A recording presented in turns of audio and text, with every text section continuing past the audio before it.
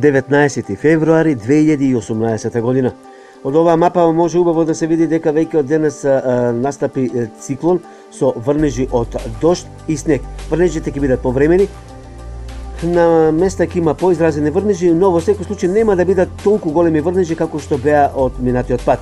Најмногу врнежи се очекуваат во северните, северозападните и западните делови на Република Македонија со воден талок некаде околу 30 на литри на метар квадратен.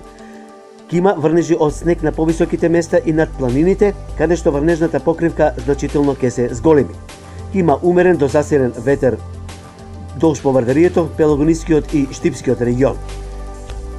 Ке има повремено прекин на врнежите со облачна маса над Република Македонија, но некаде околу викендот и кон крајот на месецот повторно врнежи од дожд и снег и заладување.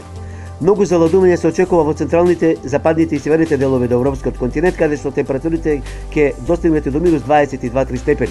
Подетално во наредните метеопрогнози за овој циклон.